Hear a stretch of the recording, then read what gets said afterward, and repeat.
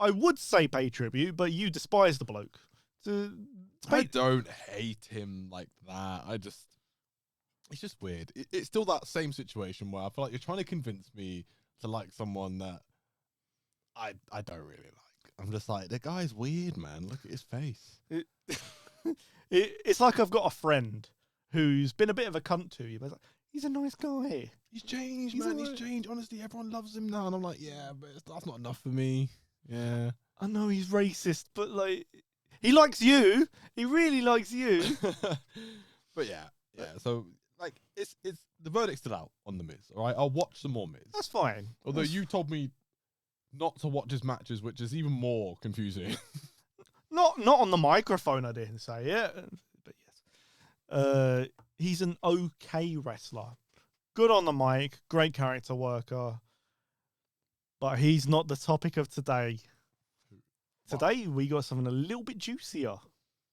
I do know the subject, but I'm interested. I'm interested where this is going because this isn't even just like one person. This is a whole stable. Yeah, and all three of them have a better...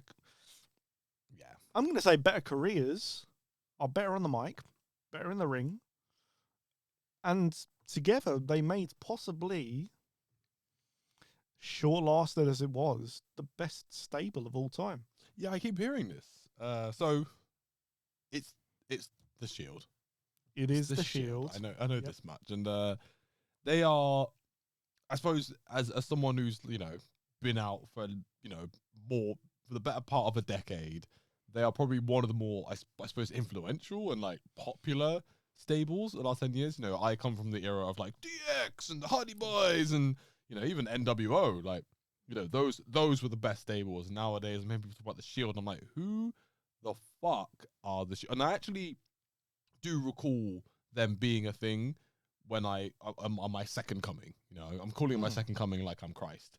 On my second, rewatching or sort of like revival of wrestling when I was in university, and I sort of recall seeing these guys at the Shield. And I'll be honest, as someone who was very much on the outside, sort of, trying to be a bit of a smark about it, looking at the situation, I was like, okay, so what? These are the guys, they've just come in, they're that disruptive force that come in and batter everyone. No one can beat them. Like, look at them, they're wearing fucking bulletproof like vest or some shit, whatever the fuck. That's all I saw. I didn't take any of their names at the time.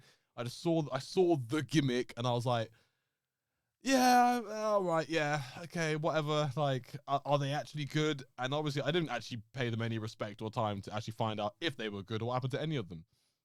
I didn't even realize that, now having learned a bit more about who was in the Shield, who they were at the time. Like, you heard me before say, like, around that time, I remember being like, who the fuck is Roman Reigns?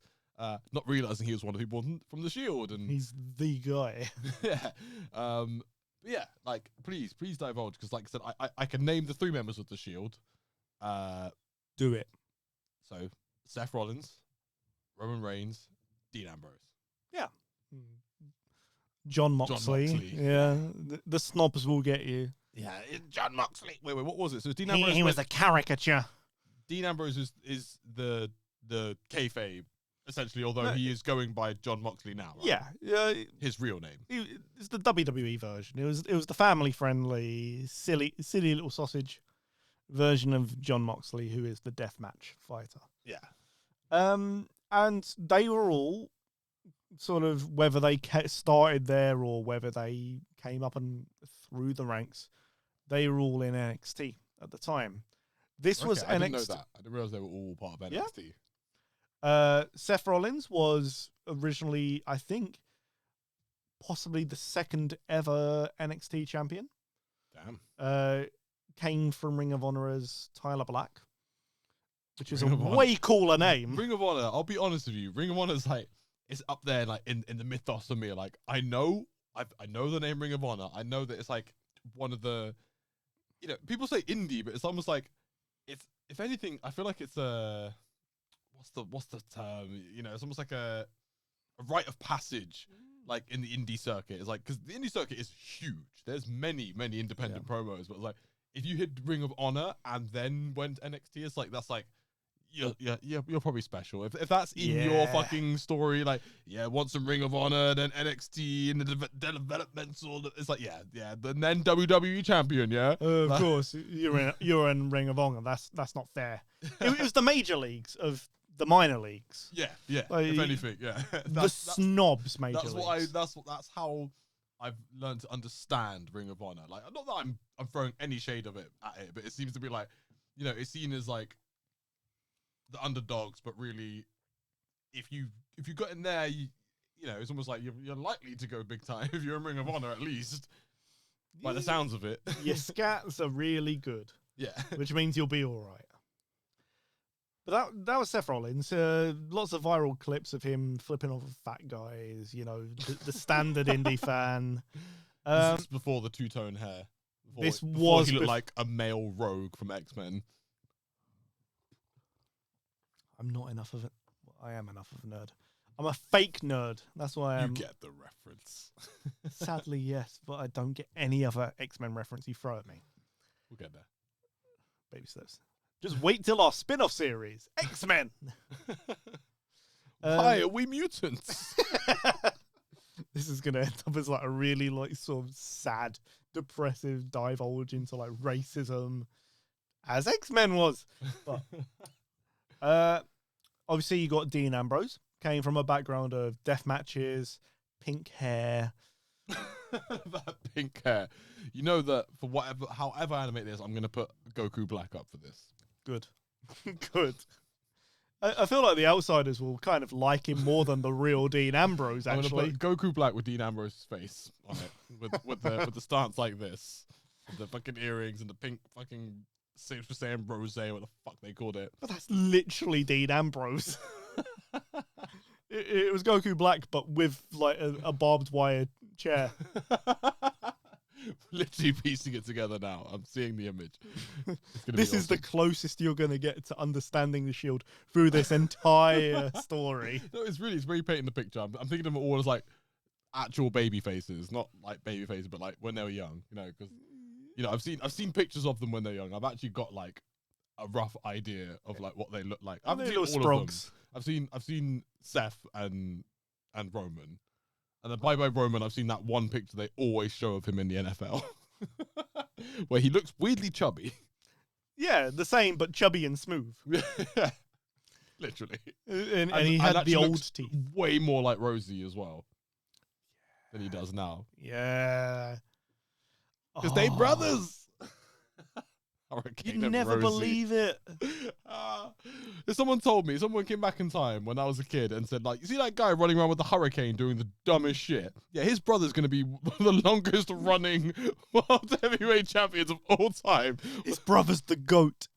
He's goated. I'd be like, who? He's not in wrestling yet. But he will be. You have to boo him for 7 years before he gets good. Don't worry about it. A whole pandemic will happen too. A what? Anyway, have you seen Donald Trump? Look at him. Time machines would be dangerous, man. Yeah, it's been a wild few years, but that's Dean. He was the wild card, I suppose you could say. And then you got Roman. Roman was very much WWE through and through. He was obviously the family, as we can see now. He's about the Anoa'i. He's an Anoa'i. That word people are so proud of themselves being able to say. Because it's got a fucking apostrophe in it. In fairness, I was waiting for you to say it before I tried to say it. So I'm African. I can say this shit. Anoa'i. It was funny because I remember like after after like a year of me finding out about Roman Reigns, because like for me it was just like, yeah, he's like The Rock now, and I'm like, who? Roman Reigns. I'm like, which I think we need to get into this. I know this is the middle of a segment already, but we need to do a segment on wrestlers' names, man, because I've got a whole bit about what happened to the cool names, man. What happened, bro? Like, people used to have cool names. People's names suck now. They all just have fucking construction workers' names. All of them. Barry Bradle on his way to the ring. Literally, like, we could put up a roster. I'm getting into it already. Like, back to Roman. You're thinking, does he have a point? I'm listening to Austin Theory in my head. That's like the most thematic name left. What happened? But bro? at the same time, There's no one called like Stone Cold Steve Austin anymore. The Rock Triple H. Like, what does that even mean? It doesn't matter. It's a it wrestling means name. Hunter Hearst Helmsley because he was the Blue Blood. Which isn't even his fucking name. No, he's Paul. That's His name is Paul.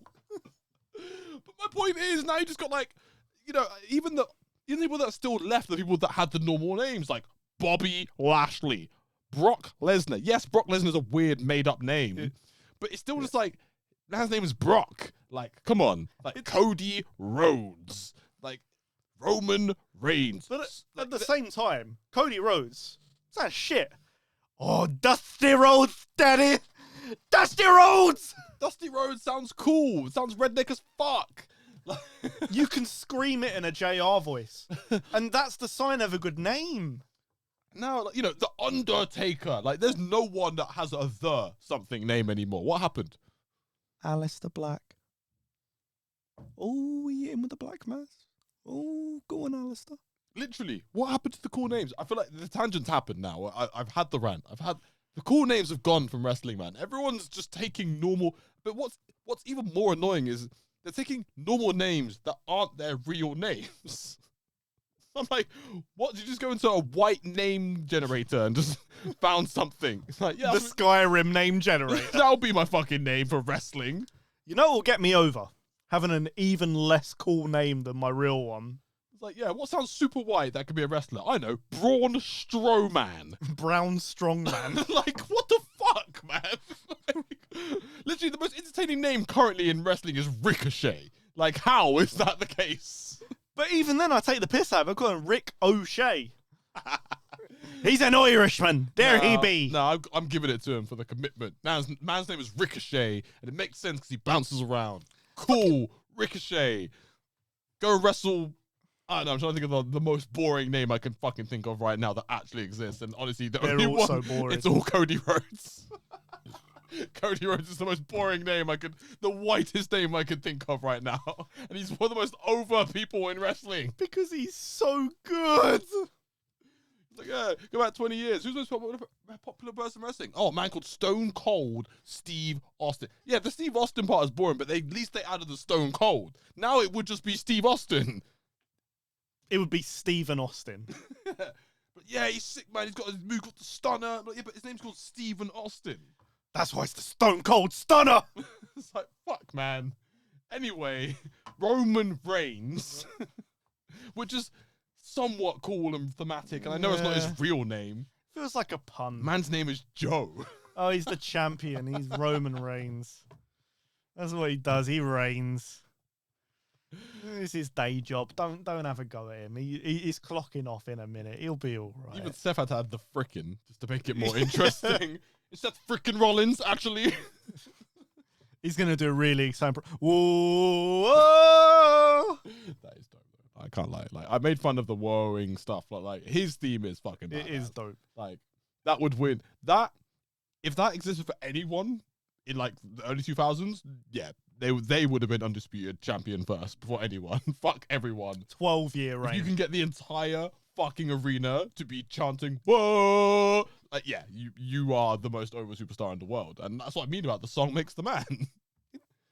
But before the song, I have heard the Shield's theme. Only because I saw a thing making fun of all of them, or one of them. Maybe it was Roman. It was Roman because he had the theme for about 5 years after they broke up. Well, no, it was that he didn't know that they were spelling Shield using the phonetic alphabet. What, with the Sierra Hotel? Yeah. Did he not know that? One of them didn't realize that it was spelling the Sierra Hotel Indigo was spelling Shield. They didn't know. And I was like, that's embarrassing. Like, how were you were in a recording studio and no one even explained it to you, or you couldn't figure that out when it was written down. Why would they be saying it? We're gonna get Listen, basis. What's your not favorite in word? wrestling because Sierra. they're really smart. No, they might be smart marks, but But yeah, I feel like from what I'm saying, it makes it that I know a lot. I genuinely don't. I only know this sort of like post information. Like, I have avoided a lot of stuff just because I know there's gonna be a lot of people that you're gonna explain to me. So like, I don't know that origin story. That's the truth. I don't really know. I know the theme a little bit, and I remember the theme from what I recall was just like basic, something like that. That's spot on. It's generic in a way that kind of suited them, because they came out and they just laid waste to shit. And it's like, if you get the most generic, if you get like a really in-depth thing and you just bop in your head, it's like, no, put the song back on. I don't care what you're doing. So what was their sort of, because I know like, you know, most people have like interesting debuts. Did they debut as all three, or did they debut? They debuted. They came onto the main roster, and they came together wearing like the black, wearing the bulletproof vests. It was just vests to begin with. They had to level up a few times, like Jason X. It was just plain vests. Plain vests. They weren't that good then, but they ripped the ring apart. I'm trying to think who they attacked. What? They ripped the ring apart? Yeah. They just tore shit to shreds. They were going. They came in and threw a tantrum. Did they say anything? No, and that was what was cool. They started just fucking ripping off the ring. Gotcha. Come here. Fuck this ring. It's not even a real circle. Come here. But after that first one, they spent quite a while attacking CM Punk's enemies. Out of context, sounds very Roman Empire-esque. Oh wait, is this because you gotta run with me? Like, again, as we've mentioned, I missed a lot. I know the titles. I can almost like name runs, but I don't actually know anything. I don't know the substance. It's almost like I'm on the surface. Is this Pipe Bomb CM Punk? It's the very next Punk. There were a lot of punks in that era. It was. Punks. Is this the? This is the 434-day title run. CM Punk. Okay, is that the same as, what is it? Like, I don't know, when he was shaving someone's head. No, we're gonna do a full CM Punk. We do, because I like my knowledge of CM Punk is just all over the place. I think you'd love him. I think you'd love. I feel like I would like. Man fucking came out to Cult of Personality. What a song! What a fucking tune! And before that, he came out to fucking, what is it? Kill Switch Engage. Yeah, fucking what a badass. Like, fucking... The theme makes the man. Yeah. You come out to two sick bands, I'm gonna love you. Fucking black rock music representative. CM Punk. He was on a show the other day, and after, it was Collision, I think. After the show, he's like, trans lives matter because I can say so. And it's like, how can I not love you? Come on, this little fucking tattooed white man's a little woke warrior. Gotta love him. He loves Pepsi and he loves trans people. How can I not love him? Look in my eyes. What do you see? Anyway, this ain't about CM. This is about the Shield. So sorry. So they came out and what year was this? When did they actually debut? This would have been. I think it would have been 2012. I think the very early doors would have been 2012 because it happened around the time of Ryback, who we don't talk about because he's an embarrassment. And he'll, even if we get 7 views on this podcast, he'll be one of them. And he'll be in the comment section and say, "You guys are shit. You don't know the business." Is Ryback the one who looks like some weird fucked up like attempted cloning or like mishmash like splicing of Brock and Goldberg? Yes, that went horribly wrong. It is. I love your excitement at how I described that. Is that bang on? It's spot on. And it's also because I despise Ryback with like every fibre of me. Vince was like, get me Goldberg's blood and Brock's hair. We're gonna make a new star. And then they come out of the machines. Oh no, they're too good. Put the Fly in there with them. And the most talentless bald man in the world comes out. It's like, I'm sorry, Vince, it's going to squash everybody. Well, then, take out all his personality. No, he never had any to begin with. No. He just wore the MMA gloves. That was it. But I feel so bad, because, you know, it might turn out this man's, like, I don't know, got a fucking degree in, like, medicine or something. No, Ryback's worthless. Listen, I'm scared, okay? I want to cross this man in the street and be like, hey, you're one of those fucking smucks. And then he just like punches my head off my body. He would knock you the fuck out. Let alone what he do to me. He's a clone of Brock Lesnar and Goldberg. Yeah. If you jackhammer the fuck out of you and be like, wait, that's not my gimmick. What is my gimmick? Oh, wait, I'm a cunt. That's what my gimmick is. Like, what do you do if he can't get over and like be a wrestler? What the fuck does he do with his life? What's he doing right now? Commenting on TikToks. That's what he's doing. Do you remember Ryback? How does he do that without putting his thumb through a phone screen? He just licks it. Just lick the screen. Space mashes it. Feels no pain. I keep trying to take us back because we're gonna hit that 4-hour mark. I can't wait. So I'll pull a sickie tomorrow. Fuck it. 2012. So for me, I think that was probably a good time, like, because by the time I got back into wrestling, would put him at 2013. I say back in because, like I said, I didn't watch, but I was dipping your toes in. Yeah, dip my toes in, finding out new names, and I think about 2013, early 2014 was when I would have like started seeing the name Roman Reigns. Maybe a year or so after that, I sort of saw the name Seth Rollins, like that seems dumb, and ignored it, and then only got back onto Seth and Dean about in the last years when like they got into my radar. Like, you know, it was like they were so like over that you couldn't ignore their names. So like I was seeing their names a lot. I'm like, okay, who the fuck are these guys? I looked at them, I see like, you know, I saw the fucking Bulletproof vest. I was like, this looks they fucking look really dumb, weird. But yeah, no, please continue. I want to know the story angle. What was their story? So they're coming and fuck shit up. Like, where did that go? Well, it went in terms of their nickname was the Hounds of Justice. They were just there in a post Game of Thrones world. That sounds fucking embarrassing. But they would just go in and sort people out and make sure things were right. And isn't that exactly what the Judgment Day were doing? Yeah, but they have Dom. You can't like the Judgment Day when they've got Dom. Dom and a loudmouth Irishman. Wait, where's Finn Balor from? He's Irish. Yeah. He's also like 45, by the way. Yeah, I know. I was very shocked by that. Fair play to Finn. Yeah. I mean, he covers the hairline very well. I know we're going a bit of a tangent, but like, you know, just to cover Finn Balor, someone I didn't really know about, but isn't he like literally like one of the OG UK indie heroes? Yes. He's phenomenal. Yeah. And he deserves so much better than which what is why WWE's like given him. he was like brought into WWE, sort of put over a bit because they're like, okay, the UK fans will fucking destroy us if we don't put this guy over. Yeah. And it was a time where they're like, we're trying to acknowledge the UK. Lucky for them, we're not going to do that next Sunday. No, sorry, next Saturday. Because Seth is great. Yeah, if Finn wins, you fucked up. Yeah, Seth's too good. Don't end Seth's reign now. If you end Seth's reign now, we might just... Everyone would have switched to, like, I don't know, AEW. Everyone switched. And listen, you fucked us around. You didn't end Roman's reign when we wanted to end. And then you took Seth's title away. This suit, fuck you. We're out. We're out. Bye-bye.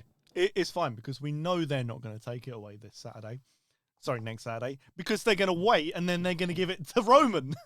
Roman's going to have all 3 belts. That's insane. Insane. Yeah. I hate it. I hate it with every fibre of my being. He's not going to have all 3. Oh, yeah, because they merge it. He's going to have both of them. He's going to have 2 of them. Isn't he literally rocking 3 at the moment? Yeah. I saw a picture and I was like, wait, so... I think it's hilarious. He's carrying the new title, but Heyman's carrying the old 2. Yeah. Which is brilliant heel work. It's like, what? But like, why don't the other 2 get to do that? Because it's Roman. Just let Roman do what Roman does. So let's go back to early Roman, before the unnecessary reign of terror. Roman reigns of terror. I don't want to say Roman was the favourite, but there are always signs there that he was going to get the push. So as they went through it, they kind of it was all tag team wrestling. Yeah. In terms of what they were doing, they fought the fucking New Age Outlaws at WrestleMania for some fucking reason. Wait, how? What, like 2013, 2012? Yeah, 2013. So what? So, but you say, are you talking Billy and Road Dogg? Yeah. So these niggas were like 60. I feel like Road Dogg would be really happy you called him that. I don't know why. Sorry, okay, I'm drinking rum. Everyone's a nigger when I'm drinking rum. Hell yeah. So, yeah, like, I literally saw them at the Hall of Fame and I was like, oh, God, like... They're alive? I was like, oh, Jesus Christ, Assman doesn't look good. Like, he's wrestling in AEW actually, right no, now. actually, I take that back. No, Billy Gunn looks the healthiest of DX, except for maybe Triple H, because fuck knows what Vince is feeding him. Vince is like, okay, other than the heart you're gonna attack run the he got. company. I'm gonna give you the fucking baby blood that I've been drinking for 1,000 years. I'm pretty sure Paul's not gonna. He's stopped aging. He's Suck on the clit like, of the devil. You go bold, and that's it. Like, that's it. You might get a bit of grey in the beard, but trust me, Paul, you'll be here for another 50 years looking the same somehow. You might even wrestle. He's not wrestling, not with his heart. Yeah, I know. He's, maybe a bit more baby blood. A bit more baby blood. He'll be back. A little bit more. There's another Reign of Terror in him somewhere. So, yeah, I could come here. Maybe I'll be the one to beat Roman. It is all about the game, in fairness. I think that would officially get everyone to cancel WWE. If Triple H came out of retirement and ended Roman was the one. And he just comes out holding all 3 fucking belts, like one around his waist, does one last spit into the air. And everyone's like, nah, people just walk out of the arena. Like, fuck you. Taking the piss now. Cody had already lost to Dom earlier in the night. He only drops it to Sean coming back for some reason. For some weird reason.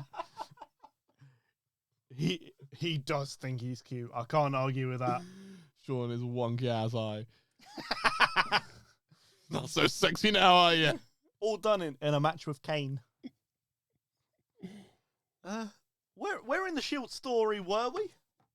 So, they fought the New Age Outlaws at WrestleMania. When, because obviously they hit a point where, like, obviously they all started to get a solo run. I know there was an I say this without knowing anything. I know there was a betrayal. Who betrayed them? Have a guess. Seth. It was Seth, yes. It looks like it'd be Seth. I was going to say Seth or Dean. Roman's, they were like, it'd be too late for Roman's villain angle. I feel like Roman only turned heel when, now. About 3 years ago, I'll say, with Roman. But no, Seth, I would call it the chair shot heard around the world. Not the one on JBL? Oh. That was the one literally heard around the world. This one was in the wrestling community, which was much smaller than it is now, I would like to think, because of how good wrestling is. Seth, he was the plan B. Batista, Evolution, all got beaten by the Shield. And how do we beat these guys? Wait, I'm sorry.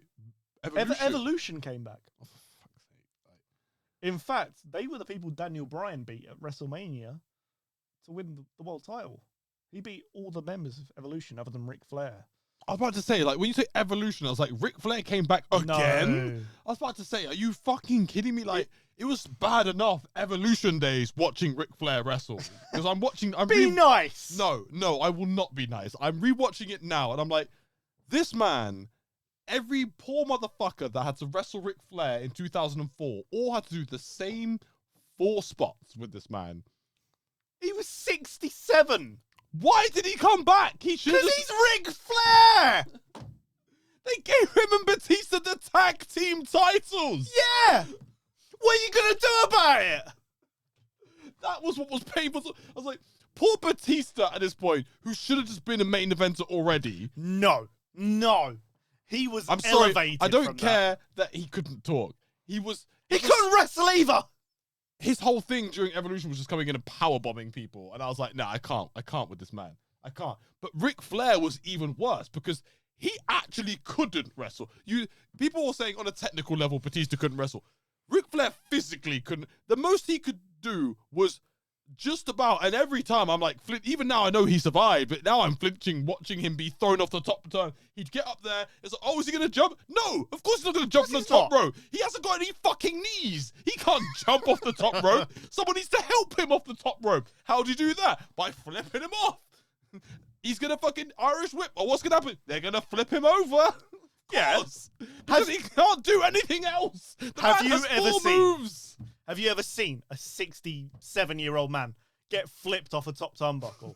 Do you know how amazing that would be to see in real life? Yeah, but like 20 times over the course of 2 years. Because Evolution's run was long. Yes, it was. Most stables, you realize, don't actually... in your head, as a child, they lasted ages. Like, I went back to watch so many runs. I'm like, wow, that run was shorter than I remember. Like, I wanted to watch Kane RVD. It really wasn't that long. It's like 3 months. Evolution, on the other hand, went on for 2 years. Well, if you define Evolution... 2 WrestleManias! 2 WrestleManias, they existed. The racist one, and then the one where he fought The Rock. The one where Benoit won. Yeah. And then the one after. So 3 WrestleManias. No. Yes. It ended. No, Randy had left, but they were still together without Randy. Yeah. So you had 19, which was the first one they were a group at, which was the racist one where he beat The Booker racist T. one. I love it. Yeah. This wholesome story of a black man triumphing over the racist institute. Oh, you lost. Oh, you were on the mat for 20 seconds. Still got pinned. The big man who I think is Jewish, basically telling you that you're not the right kind for this sort of title. You're not the right kind, kid. Actually wins, proving his own point. Oh shit. By the way, I was thinking about calling you Booker N. Anyway, look, Ric Flair, everybody! Yay! How the fuck did we get here? We're talking about stables and the return of Evolution. So, Yeah. so for whatever reason, the Shield came back. The Evolution came back to fight the Shield. Now, this is an Evolution with what? Drax, Batista. They didn't come back to fight the Shield. I will say that. They came back Well, they were because already back. Batista won the 2014 Royal Rumble. Out of nowhere. Oh, I think I remember seeing this. Yes, And he got booed. was He got he- booed out of the building. was this a return entrance? Yeah. Oh wait, yeah. See, this Yeah. this is stuff that I Because he watching came. behind He the scenes. came in the blue. This is the one they wanted Daniel Blue-tista. Bryan to win. No. Is it not? Oh, the fans. You mean? Yeah. Yes. Well, Yes. who else will talk about when I say they? They wanted The powers that be. They wanted You know Daniel they- Bryan to come back and win, and he wasn't even in the Rumble. Which to me is sort of like, guys, get a grip. Yes, which is what they did. They booed the fuck out of Rey Mysterio, who came 30.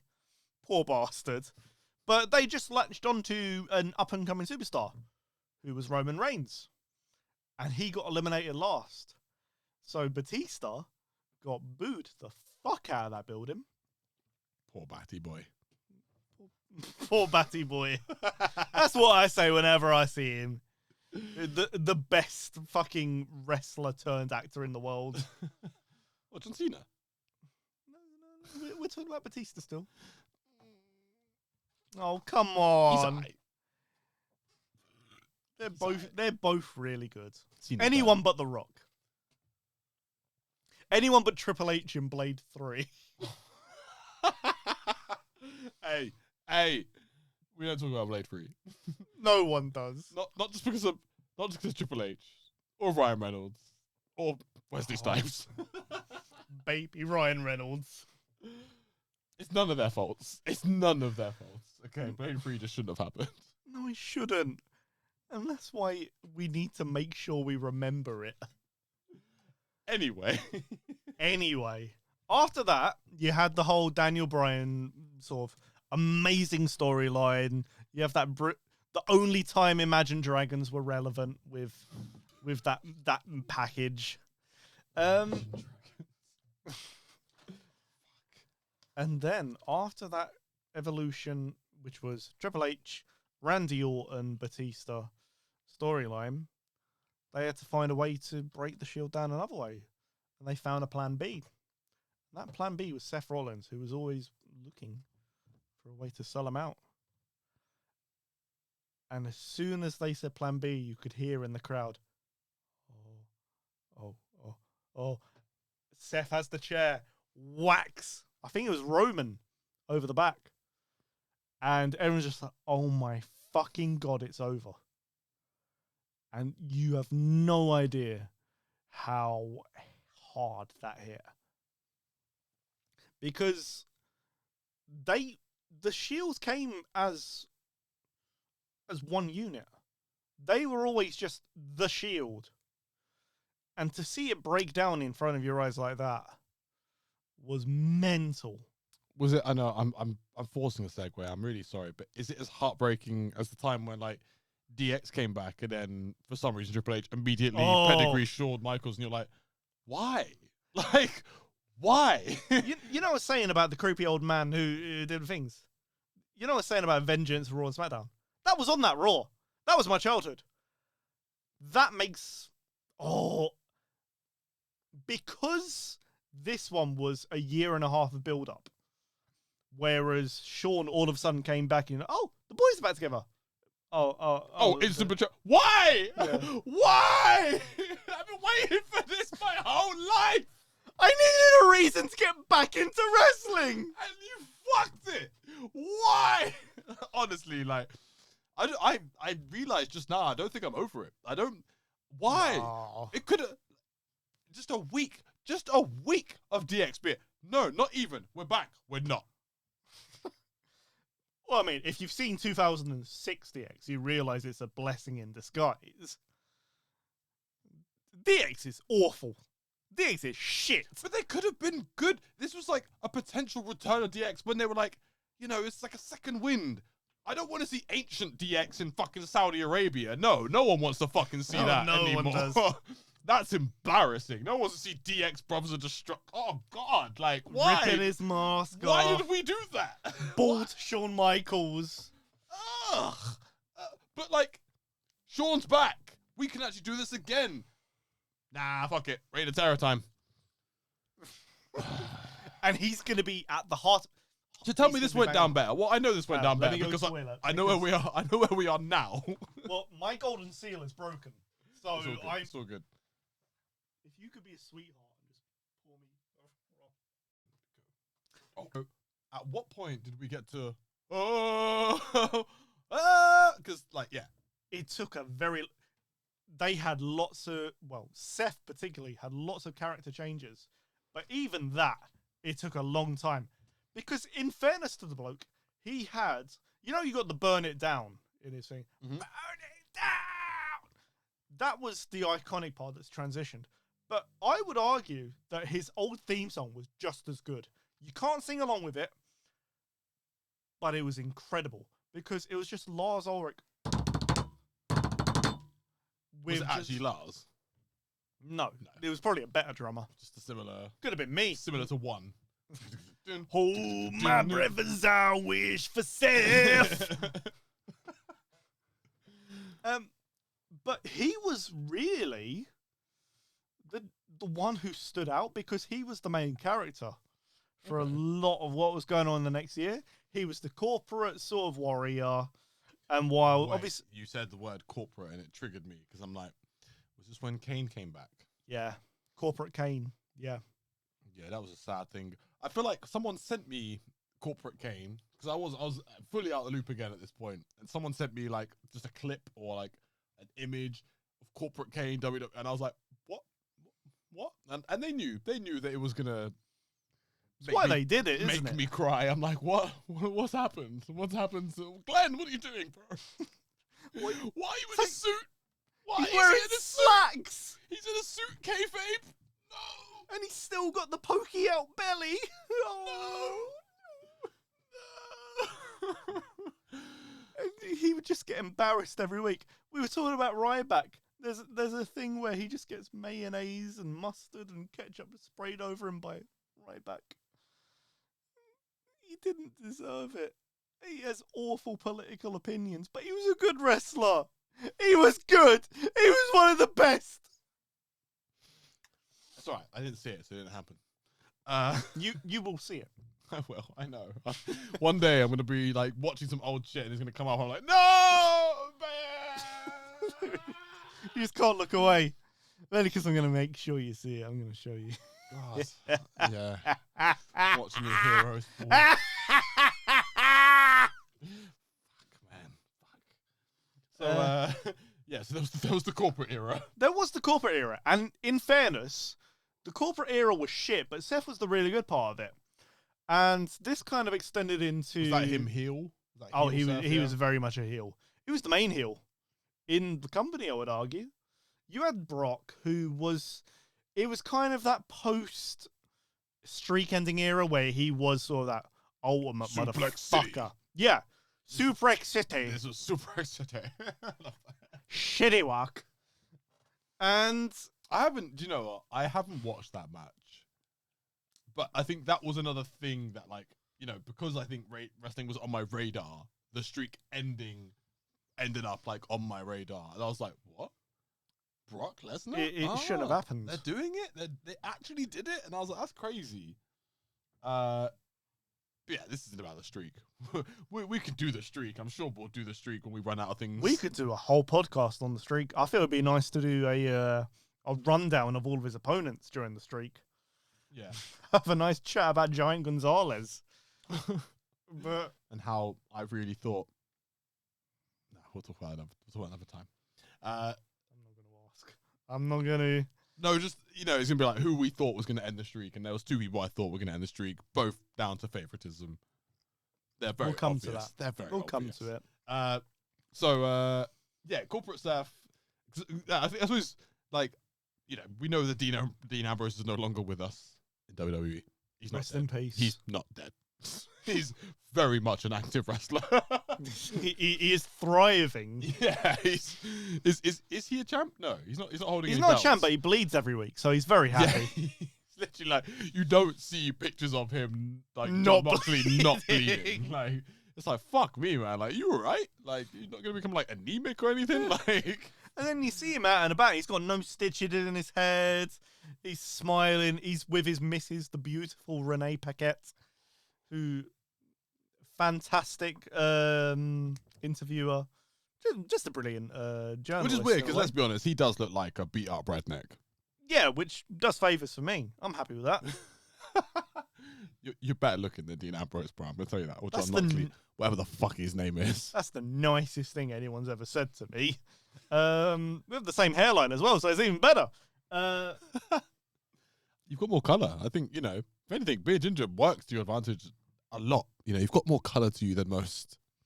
If this podcast works, it does, because it shows I have a sense of humour. Whereas he just gets bloodied. So he's like, anyone can do that. I can do that. Oh, he's a bodybuilder, is he? Oh, he's got loads of free time. I see. But He's yeah, fat and funny. so like, Oh, not because I don't want anyone to think that we're discriminating people that are not, you know, main WWE talent. Like, I am interested in John Moxley, but it's hard to follow him. It's harder to follow him than it is Yes. the others, because obviously he departed. When did he leave? Do you know when he left?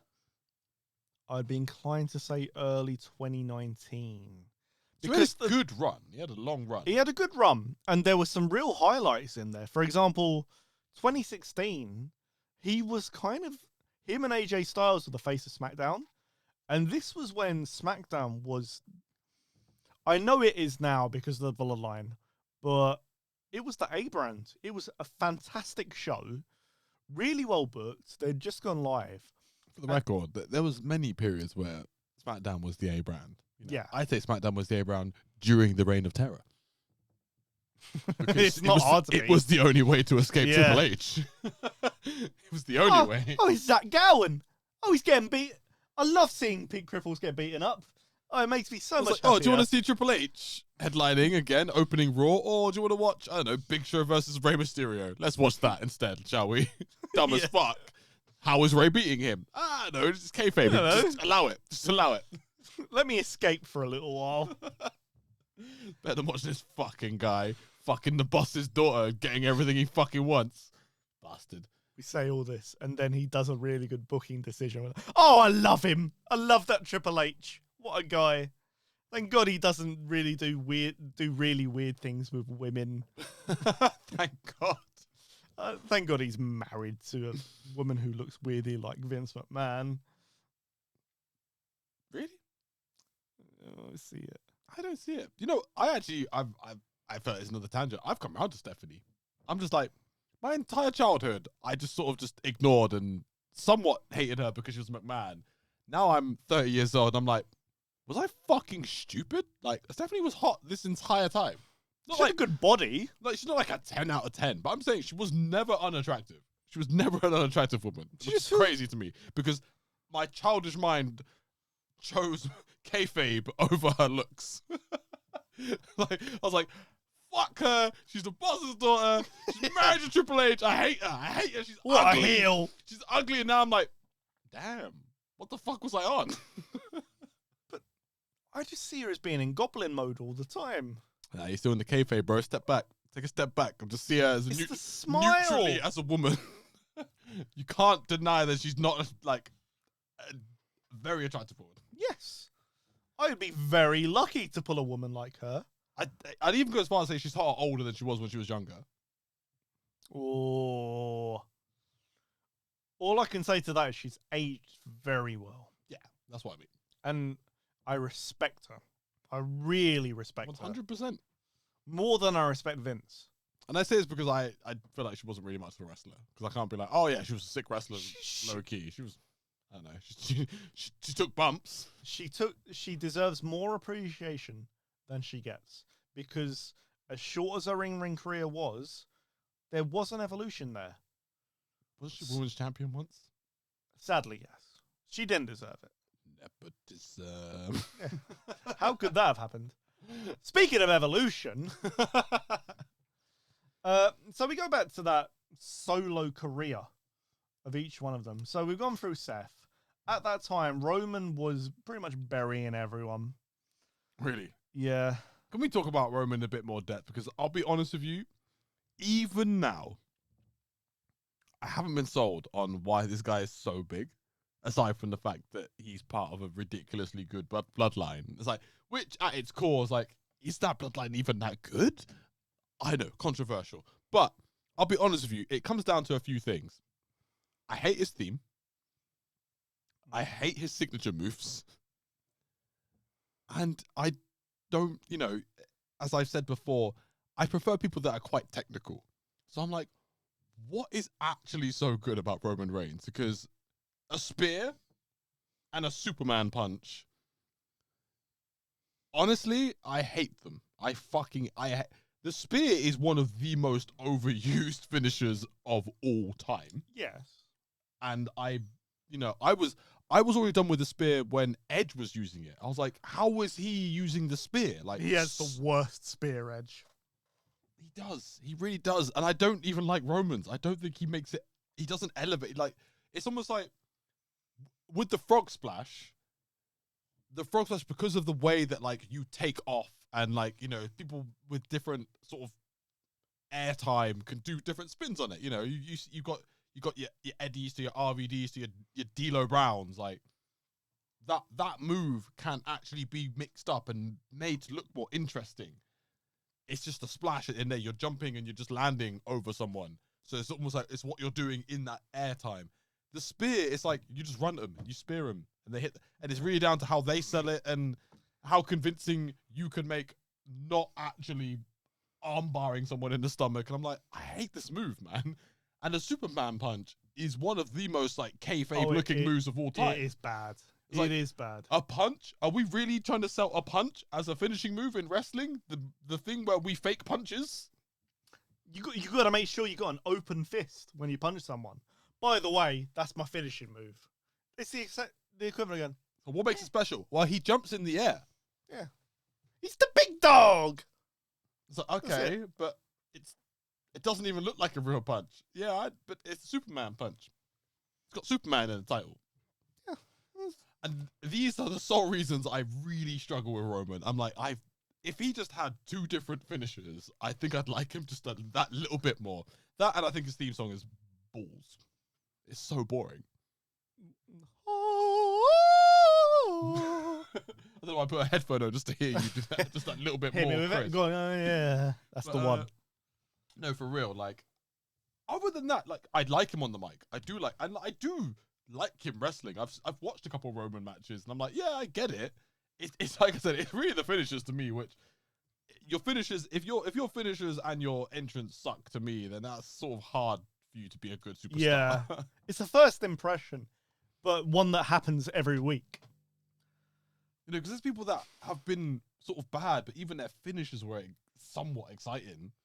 Yeah. Fucking Spike Dudley. The sliced bread is fucking great. It's like even I was about to say even Al Snow had a good finisher. What does everybody want?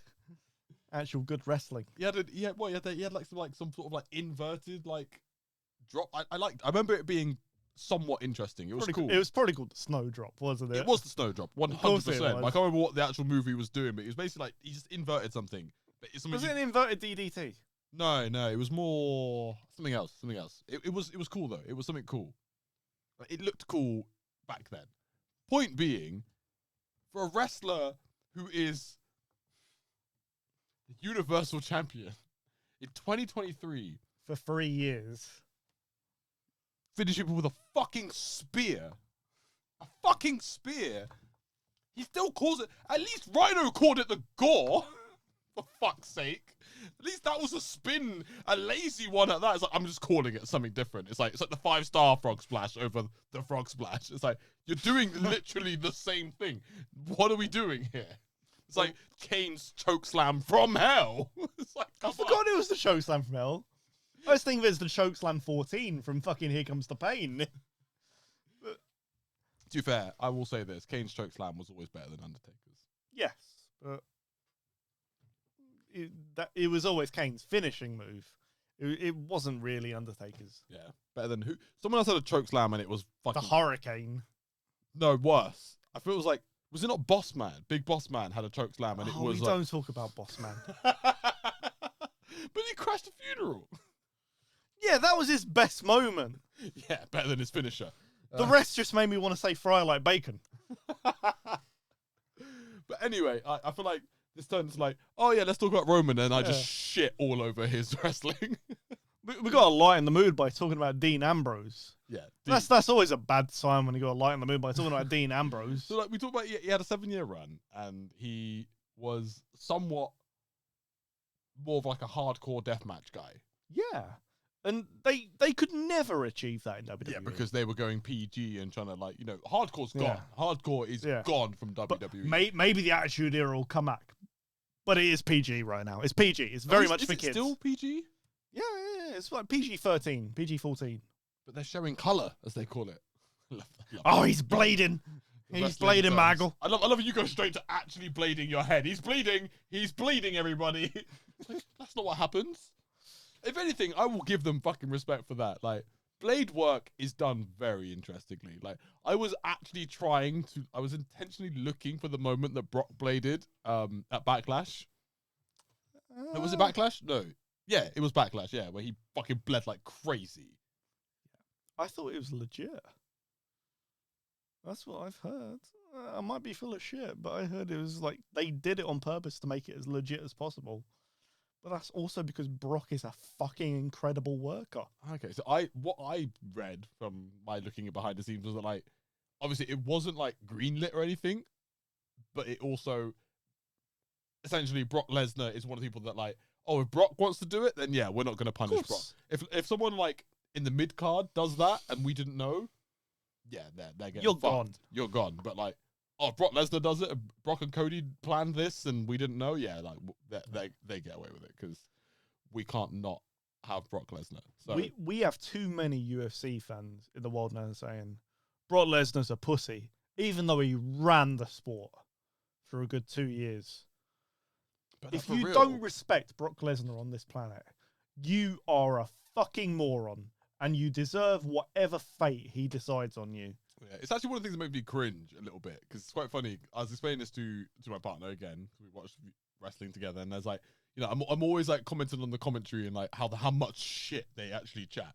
Yeah. Like, even going out to lying about numbers in the arena and shit like that. But like, the one thing I actually remember saying, I was like, no, for real, I know that they like inflate things about the talent, but I was like, when they say Brock Lesnar is one of the most decorated, okay, he's not one of the most decorated athletes in sports, but he does deserve a fucking load of respect. Yeah. Because outside of kayfabe, what you don't realize is him in the UFC was a fucking challenge. Like, there were, and I've seen docs, like, there were fighters in UFC that wanted to go for Brock to fuck him up, to prove that, like, someone from something like wrestling that which was in their world seen as like acting, bullshit, fake, something that like is nowhere near as intense as actually fighting, and for him to become the UFC champion in spite of all of that, despite the fact that people there did not want him to be there and were literally out for blood. Like, you know, people, I remember his first match he lost, and I remember the guy. It's Cain Velasquez.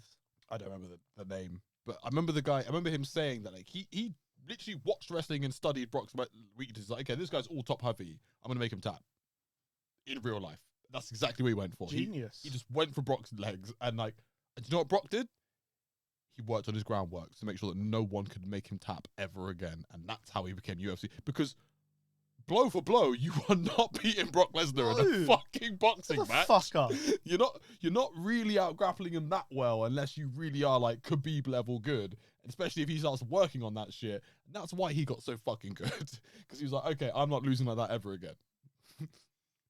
You humiliated him. And you've ruined it for everyone else in the process. In fact, you fucked up by exposing his weakness in his first match, because then that wasn't his weakness ever again. Was it Frank Mir? I don't know. I really can't remember. I watched it as it happened. I just remembered it. I just remembered those details. This is calling me. She's like, it's 20 past 11. We're only 20% through.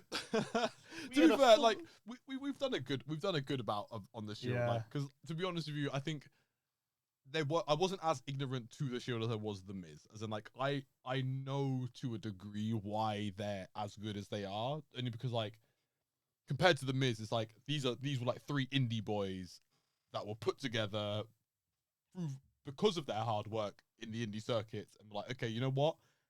Let's take a risk. I'm sort of guessing, but I feel like to a degree, it's like, let's take a risk. Let's put you guys in a stable straight away and try and put you over, rather than just straight developing you. Straight like, in the mix. Let's have you, like, you know, because there is that type of push where like you're just a disruptive force. It's like if you're an unknown disruptive force, like for example, let's go back to like the NWO when they were introduced, like the outsiders, literally, like, but it's like, but you knew who Hulk Hogan and fucking.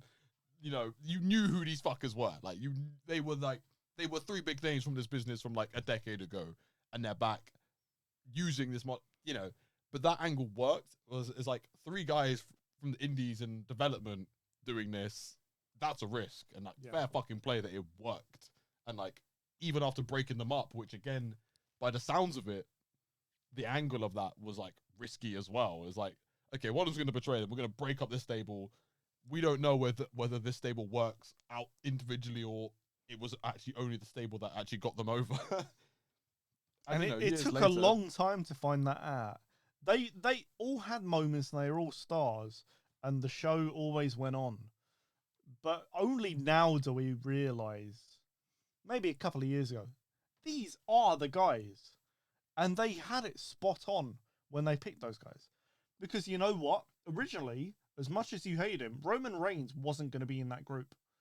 It was going to be Cassius Ohno. Do you know who Cassius Ohno is? There's a guy, someone I follow who does a really good, who? Who? It was fucking Chris Hero. I still don't know. Exactly! Exactly. It would have been him being hit by a chair, and you'd be like, who? Yeah! And we would never speak about the Shield. We would never speak about where they've gone. We would never talk about this fucking 1,000-day title reign. It's fucking absurd. It's crazy. It's like gobbledygooker crazy. Yeah. Like this was gobbledygooker potential crazy, like alternate reality. Just wait until you hear the fact that the Undertaker was supposed to be the gobbledygooker. No, that's why I know that. Oh. That's why I'm saying gobbledygooker level crazy. Like shunned. It's like in the alternate reality where they were like, Mark, put on the suit. Get in the egg, Mark. Get in the fucking egg. And he's like, you sure? I've got this whole mortician thing. I've got this guy called Paul, and he's gonna. It'll never work. Nah, we don't need no mortician. Get in the egg. I just got done for mansplaining. But listen, I'm an old head. The old stuff. It's the new stuff I don't know as well. These kids. But you know what? In that case, I think we've been pretty solid on what we've covered tonight. So we should end it on something a little bit more lighthearted. We've been here last week as well. It's currently 1-0 to me. Oh God, here we go again. But we actually have a name for it this week. I don't know if you saw the options in the notes. No, did you put them in the notes? I did, Did yeah. you put spoilers in the notes? No, Yeah. I looked at next week's notes, so what we're going to talk about next week. So I've got that in my brain, but I've already forgotten. Wait, are you trying to show me? No, I was going to need you to fucking undo it. I'll just touch it. Oh, thanks, Pookie. Right. But no, I genuinely didn't. If I have, I didn't remember. Now, I personally have actually come up with a name for this segment, and it's such good shit. It's such good shit. Based on Vince's actual fucking catchphrase that he used backstage, as referenced by Bray Wyatt in a match I feel like you've not seen, but we're going to come to that. We're not going to divulge onto other topics this time. Not Wyatt, not yet. So, Zach, what is the fake gimmick here? Oh God. And what did Vince actually propose to his backroom staff? So, you know who Bob Holly is? Yeah. Yeah, Hardcore Holly. Bob Holly. Absolute tosser. Another one in the I know he's a dick, actually. I saw the I don't know if have you seen the Louis Theroux on wrestling? Yes. Where he fucks Louis Theroux up because he... Is that the WCW one? No, it's just on wrestling. Louis Theroux on wrestling. Okay. And he actually gets invited. He meets Farouk and Hardcore, Bob Holly and... Right. Yeah. The long and short being, like, he doesn't like Louis Theroux style. He really does not like Louis Theroux style of journalism. And really doesn't take kindly to him and sort of fucks him up a bit unnecessarily. He gets a bit rough. And it's so awkward and so bad that Farouk apologizes on behalf of Holly. He's like, I'm sorry, man. Like, he doesn't, because he gets into it deep about, like, is it fake? Is it fake, though? But is it fake? And, like, you could tell I'll show you if it's fucking fake. I'll fucking, and puts him in, yeah. You've seen Louis Theroux. He's a skinny man. Yeah. Bob Holly is Proper Bob Holly. Like, yeah, so it's a bit uncomfortable. But yes, I know Bob Holly. I know Bob Holly well. I'd like to take a moment to say we on this podcast love Farouk. We love Ron Simmons. You deserved way better. Fuck Bob Holly. But yeah, so Bob Holly, Hardcore Holly, that was his iconic thing. I wouldn't call it iconic. That was his thing. But they were originally going to repackage him. It was probably about 98, roughly or so. And you know what they're going to do with him? They were going to make him Astronaut Hardcore Holly. As in, just Hardcore Holly, but an astronaut. Yeah. What has he been? A literal astronaut. He'd come out in a spacesuit with a monkey because monkeys went to space and he'd be an astronaut. Well, with a chair and everything. Yeah. I'd like to imagine, I can't say this for certain, but I'd like to imagine he just slow-mo, like moon gravity hit people. Maybe if he did that, he wouldn't get his neck broken by fucking Brock. That's probably because he was a cunt. Yeah, he fucking deserved it. I felt bad for that because, like, he still got a receipt for that. Well, yeah, I say that like, oh, the man's a cunt. Should have just let someone break his neck. It's fine. He got a world title shot. It's fine. He lost. To be fair, the way Brock broke his neck was pretty savage. I've seen it. Yeah, that power bomb. Do you know what's funny? I actually feel like I saw that show, as in like as it was normally supposed to be aired, and just never really clocked. What, on like Sky One? Yeah, genuinely. I remember Brock's like going back to what I said about Kurt. I remember I was there for Brock Lesnar's debut, 100%. I fully remember Brock Lesnar from start to finish. Yeah, when he came out with fucking Paul Heyman. Yeah, man, that was an era. Like I said, like I sent you that clip about like him and Shelton coming out. I was like, I remember seeing that for the first time, and I was like, shit, that was his debut. Like, but that was like a year before he like proper came out. Yeah, then it was just him solo, and even Cena. I never mentioned him. I was like, it should be because I remember Cena versus Angle. I watched that match like as it was aired in the UK for the first time. Fully remember that match. I was young. You were young, and you had no idea what you're in for. Okay, so we're talking astronaut, hardcore Holly. The other option I have for you is Ron Simon, Farouk, Black Skinhead. So Just that black skinhead. Black Skinhead. It was immediately after The Rock had sort of taken over the Nation of Domination. Okay. And the immediate idea was Farouk was panicking. So he kind of just went down a deep rabbit hole. And just goes like, what? Like, black skinhead, militant, black lunatic. The opposite. He was a white supremacist. Oh, God. One of the great black wrestling champions of all time, someone who deserved way much better, was he was going to go full on white supremacist because his own black liberation group had thrown him out. Okay, so what? Immediately, I'm now just comparing the two ideas. I'm like, okay, well, this is Attitude Era we're talking about already. So nothing is off is off the fucking cards. Nothing is off the cards. Attitude Era, like right. astronaut, hardcore Holly versus black white supremacist, equally as valid when we're talking about the Attitude Era. Like, especially late actually, because like the early phase, especially in the 90s, was like, you know, we talked about this already. Like in the 90s, I feel like that's when gimmicks really started to, like, there was no rules. They were like, listen, we've had the experimental phase where we're like, yeah, some of these work, some of these don't, and now we're thinking, listen, if you're charismatic enough, anything can work. You could be a dead man. You could be an ass man. What does that even mean? Wrestling terms. An ass man. It's so We're all ass men.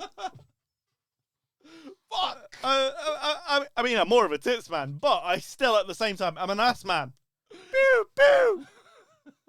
My point being, you know, literally using that as an example, ass man sounds more ridiculous than astronaut, hardcore Holly, or black white supremacist. So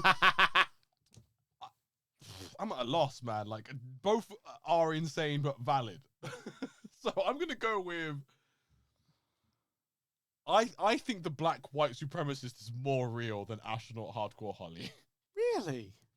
Why? Why? Why do you think that? Because it's Vince McMahon, and if there's anything he likes to do, then be like overtly racist, is putting black people in compromising positions whilst he's in a position of power. You do it for me. That kind of mentality. He's like, you know what? I'm gonna make you do something that you can't say no to because I'm white and you're boss and you're black. So, and that's my logic. So, you've made the decision. The answer is Vince McMahon promoted the idea of Bob Holly as the hardcore astronaut. No! Why am I losing these? Because I'm so good at it! I understand Vince! You understand my understanding of Vince, I think is also what's working here very well. But your understanding of Vince is what we all know. And it's what we should have recognized about 12 years old, 20 years old. Fucking madman. Yes. It's what we love about him, but what we should fear about him as well. I think, like I said, I pretty much said, it's the Attitude Era. So either one of these are equally valid. Like, the man's insane. The shit that he, you know, the fact that neither of these came to light is like, okay, fair enough. They're both bad, but like, look at what he did greenlight. The amount of insane shit he fucking allowed to happen. The fucking ding-dongs. The dicks. This is the kind of thing. The ass man! Boo! Boo! I can't wait for that editing. The ass man! It's funny because I feel like I'm shitting on the ass man, but I genuinely was like, basically speaking of him positively to my girlfriend when I was playing his theme song. She's like, what is this? Like, oh, this is one of the best gimmicks of all time. Yeah. We don't know anything about it other than he loves ass. Like, I almost want to do a whole segment, but I'm just going to give a shout out to it now. How progressive was Billy Gunn? When you think about it, the man in the 90s took on the gimmick of ass man, something that, you know, redneck America would not have been loving. Let's be honest. No. And man saying he's an ass man, his whole thing, he changed his finisher to being the assinator. Like, his whole thing was just butts, be it gay or straight. There was always this subtle ambiguity to it as well. Like, was he gay or straight? I don't know. He's just saying he's an ass man. It's kind of weird. He's not in it to explain it to you. He's in it to just let you know he loves ass. You know, you convince yourself, nah, he's definitely straight. He's one of the New Age Outlaws. He's in DX. Like, he's definitely straight. And then Billy and Chuck happened. I feel like if both cameras were working right now, we'd both just be staring straight into them. And then Billy and Chuck happened. Which is something... Okay, so, you know, it's 2023. Let's give it that context. Me and my partner are interracial. Very open-minded. So, for me, trying to sell wrestling to her... Billy and Chuck and Rico are a fucking massive selling point. This is a girl that loves Drag Race. I'm like, oh, by the way, in the early 2000s, there was a straight up kayfabe gay couple. They weren't even gay men in real life. That's how progressive WWE has always been. And that's always why I want to end this note. I say wrestling's crazy and shit and dumb as fuck, but you know what? Sometimes, just sometimes, they show us they're very forward thinking. Somehow, maybe accidentally, or maybe for the sake of the gimmick and for the sake of trying to get over, but they sometimes are very forward thinking. And that's why we look forward to what wrestling is going to teach us next. Not just about ourselves, but about the society we live in. I feel like we didn't get into the astronaut Holly thing, but I feel like it is insane enough. I'll accept it. I'll accept it's fucking stupid. Stupid as fuck. It's awful. Like, is it as bad as Blueface Christian? I'm not sure. Do you know what's funny? I actually saw something about Blueface Christian 2 days ago. I was like, had you asked me this week, I would have known Blueface Christian was a thing. But I don't know. It makes me think that maybe our phones are listening to us and the algorithms are just constantly paying attention. Because I'm like, it was in my wrestling themes, like wrestling feed, and it was like, came up as like, why Blueface Christian? And I was like, it's like it's seen my podcast already. They know. I was like, damn. I was like, fuck, he didn't make it up. But that is even more disappointing to me about the Mr. Socko thing. But okay, the real Mr. Socko. I'm still very proud of the Mr. Socko. That's a fucking, honestly, you deserve a medal for that one. It was convincing. It's Attitude Era convincing. Luckily for me, both of these have been very, very Attitude Era convincing. You've got to keep this up. That's all I'm saying, man. I'm looking forward to it. I will start the work very soon. Don't overthink it. But this has been the Smarks Podcast with myself, 5 hours later, Stephen Copeland, and my colleague, Zachary Nyankundi. Thank you. I couldn't say it. Good night, motherfuckers. Be good. Alhamdulillah. Alhamdulillah.